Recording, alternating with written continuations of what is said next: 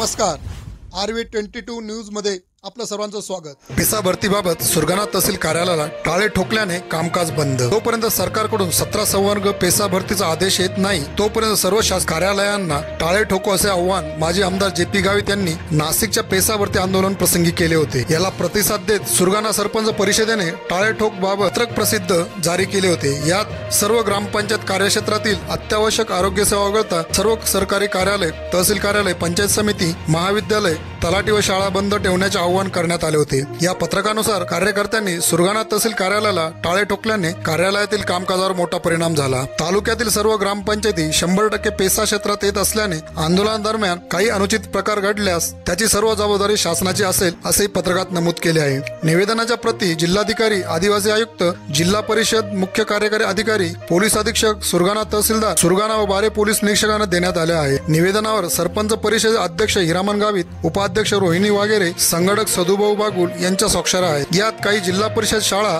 तलाठी कार्यालय, पंचायत समिती कार्यालय, तहसीलदार कार्यालयाला टाळे ठोकून बंद करण्यात आले। त्यामुळे पंचायत समिती व तहसील कार्यालयाचे काम ठप्प झाले होते। सुरगाणा तालुक्यातील किती शाळांना टाळे ठोकले याबाबत निश्चित संख्या समजू शकली नाही। गट शिक्षण अधिकाऱ्यांशी संपर्क केला असता त्यांच्याशी संपर्क होऊ शकला नाही। तहसीलचे कामकाज बंद आहे। पंचायत समितीबाबत गट विकास अधिकारी महेश पोद्दार यांच्याशी संपर्क केला असता कुलूप लावण्यात आले हे मला माहीत नाही, मी शासकीय कामासाठी नाशिक येथे होतो अशी माहिती त्यांनी दिली। नायब तहसीलदार मोहन कुलकर्णी यांनी सांगितले की कार्यकर्त्यांनी बाहेरून टाळे ठोकल्यामुळे कामकाज ठप्प होते। RV22 न्यूज साठी लक्ष्मण बागुल, सुरगाणा।